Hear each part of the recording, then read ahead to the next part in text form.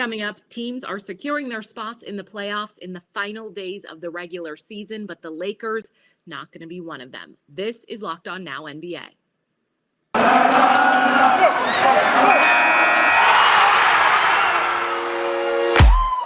The biggest games, the best performances, expert analysis. You are Locked On Now. Welcome in. You're listening to Locked On Now NBA, local experts on the biggest stories on the hardwood.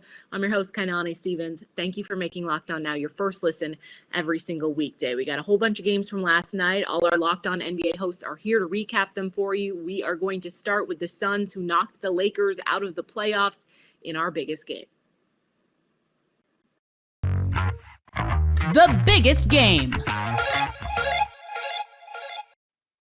The Phoenix Suns beat the Lakers last night, and with the Laker loss and the Spurs getting a win, that eliminates LeBron and the Lakers from the playoffs and the play-in tournament.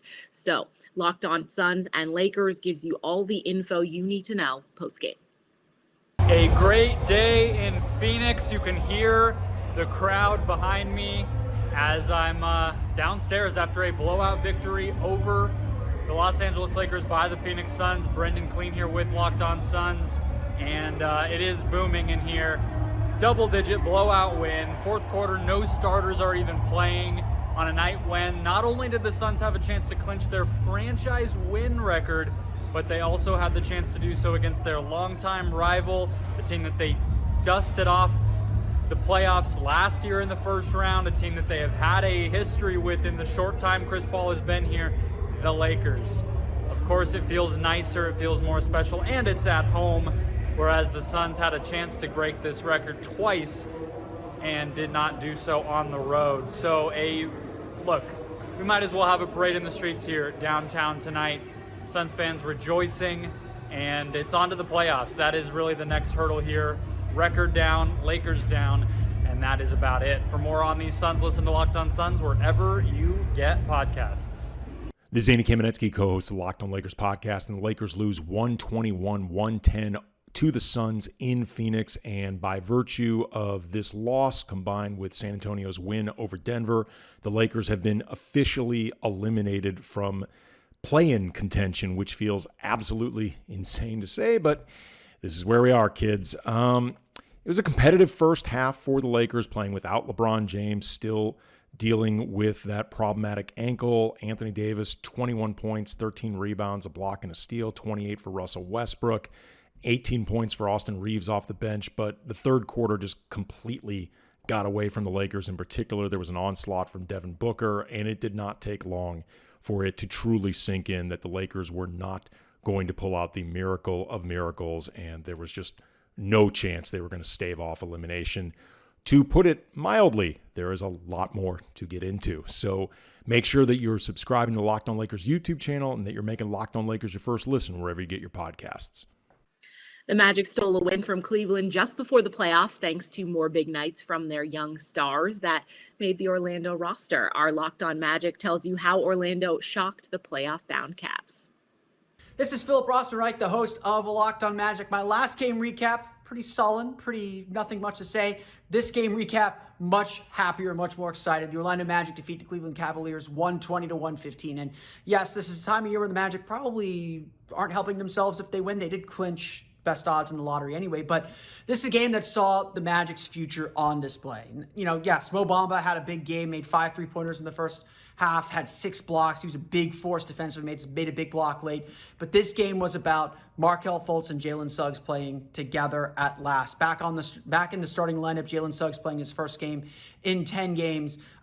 He was a little bit limited for sure, but Markelle Fultz took over this game in the third quarter. He scored 16 points in a season-high 24 minutes, helps the Magic kind of keep pace throughout the game and then take control in the third quarter. He pulled out a penny spin move. I mean, what's not to love about that?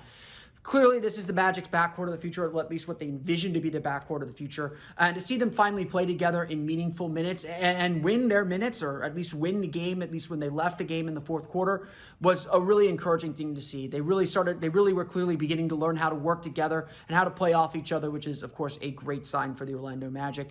this is a win you got to enjoy. There's only so many of them, and it might be the last one of the season, but this was a really nice win for Orlando and a really good showing for their future more than anything else. And Ignas Brazdeikis, but that's neither here nor there. We'll have more coming up on Locked On Magic. Until then, this has been Philip Rossman-Reich.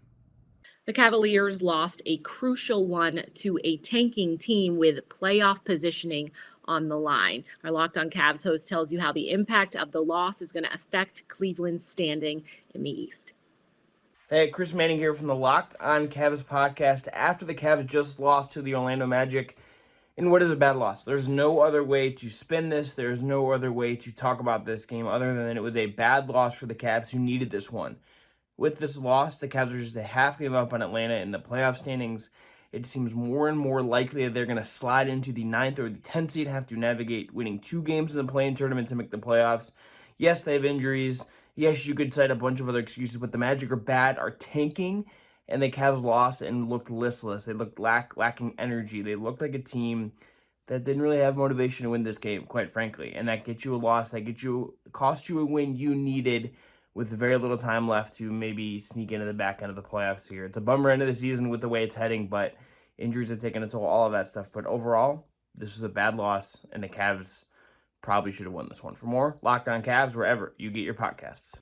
We now know all of the 10 playoff teams in the East, and we know the 4 teams that are going to be in the play-in tournament as well. Brooklyn will be one of them, but they moved into the 8th spot in the conference by winning last night, while all of the other play-in teams lost. Locked On Nets goes over how Brooklyn's playoff future got a big boost with the win.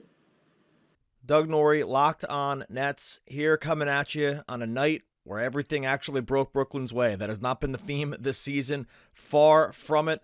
On a season that has at times felt like it's off the rails, at times felt like some of their own doing, at times felt like bad luck. On tonight, Tuesday, things actually broke all in their favor. They beat the Rockets, so that's a big one. But then the other 3 play-in teams, Charlotte, Atlanta, and Cleveland, all lost. And now the Nets control their own destiny to move into the 7th seed. They have to win out. They have to win the final 3 games. But this was the first step in starting to secure a playoff berth that was starting to look a little bit tenuous. We're going to be breaking down the Houston game, talking about the way the Eastern Conference is shaking out, talking about the play-in game as well. On a night where things just really broke Brooklyn's way, we're going to talk about it all over on the Locked On Nets podcast. The Toronto Raptors guaranteed themselves that they won't have to be a part of that play-in tournament as they beat the Hawks last night. They are now guaranteed a top 6 seed in the East. Locked On Raptors looks ahead as to what Toronto did to get the win and what they're looking forward to in the first round.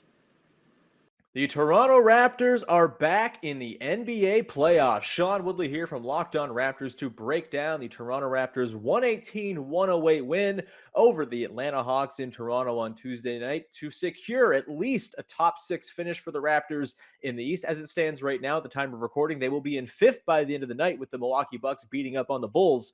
And it really is just a testament to the quality of this franchise, the way it's run, that they were able to turn things around so quickly after a disaster year last season. Of course, you'll remember they played the entirety of the 2020-21 season in Tampa Bay. They had COVID problems. They had injury problems. They were in complete disarray. And this was after, at about the halfway point of last season, being right in the mix for a 4th or 5th seed in the Eastern Conference. Instead, things fell apart, and they ended up getting into the draft lottery where they jumped up to 4th, got Scotty Barnes. That's a stroke of luck right there. And they are right back to their old Raptors ways. Now their 8th time in the postseason in 9 years. It just has been a remarkable season. And the guy who put the capper on this one for the Raptors was Pascal Siakam, who was a 2-way dynamo against the Hawks, kind of exposing against Trae Young exactly why 2-way stars tend to be a little bit more useful when closing out games than 1-way stars. Siakam made incredible defensive plays. He scored 29 points in the first 3 quarters.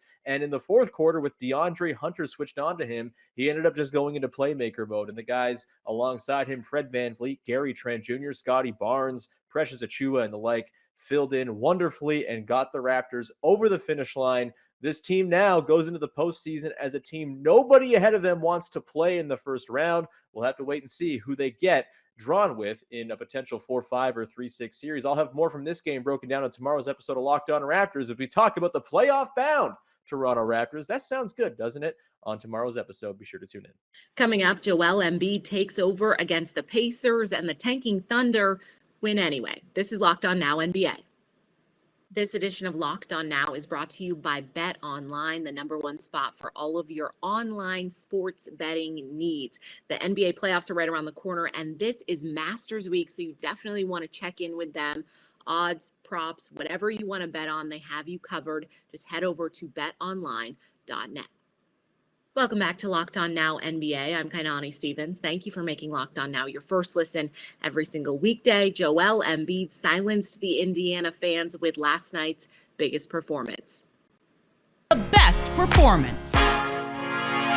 Hold up. Philly got a huge performance out of Embiid as he tries to make one final push for that MVP award. It was more than enough to beat the Pacers in Indiana. Locked On Pacers has a recap for you.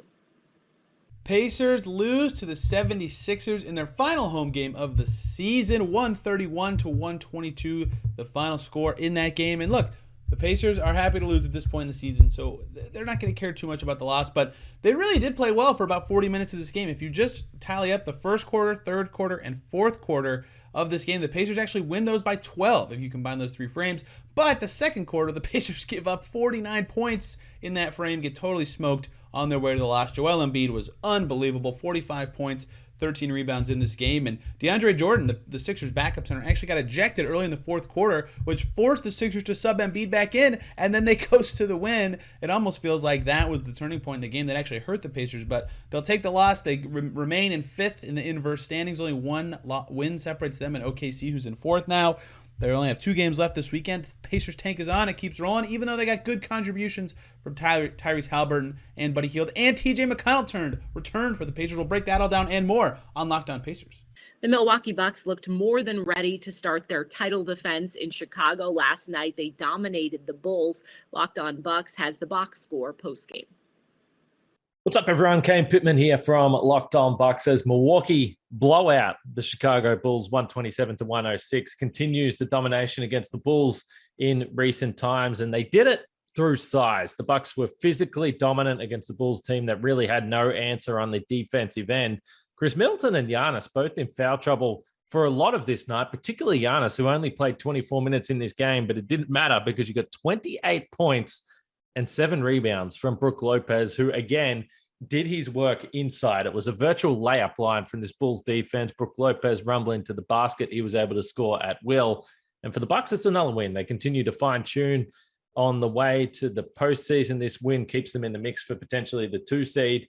We'll see where all this plays out. But for now, the Bucks took care of business. An easy win in Chicago, and they'll move on. We're going to break it down on Locked On Bucks on the postgame show. Join us wherever you get your podcasts or on YouTube. The Oklahoma City Thunder apparently don't understand how to tank. With their starters out, they still got a win over the Trailblazers at home last night. Locked On Thunder has some mixed feelings after a win that really doesn't mean that much, and it really hurts the Thunder's lottery position. The Oklahoma City Thunder go to the extremes of tanking, but still find a way to win. I'm Rylan Stiles, host of the Locked On Thunder podcast, and the Thunder bench Alexei Pokusevsky, Trey Mann, Aaron Wiggins, and they still are able to win this game, including sitting out rookie Jeremiah Robinson-Earl. The Thunder just can't tank properly. They can't lose games. They have too good of a culture, and they go after every win, and they could not outmaneuver Portland in this tank battle. What does it mean for the rest of the season, and are the Thunder in danger of slipping out of 4th place in the Tankathon standings? Find out on today's Locked On Thunder podcast on the Locked On Podcast Network, your teams every day. The Utah Jazz won on Tuesday and clinched a spot in the top 6 of the Western Conference, so now they won't have to deal with that play-in tournament. Locked On Jazz recaps the win. Utah Jazz are heading back to the playoffs after a overtime win over the Memphis Grizzlies tonight. David Locke of Locked On Jazz. The Memphis Grizzlies are great at 3 things. They lead the NBA in transition points, they lead the NBA in offensive rebounding, and they lead the league in points in the paint. And the Jazz stymied Memphis in all categories.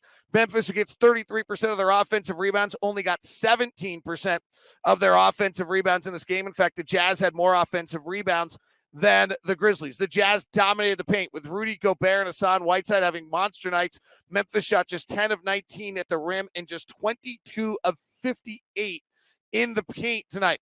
And Rudy Gobert finished with 22 points and 21 rebounds, while Hassan Whiteside had 14 points and 10 rebounds. The two combined for 5 block shots. And finally, the Jazz did a good job slowing down transition, and that's what got the Jazz the win and back in the playoffs.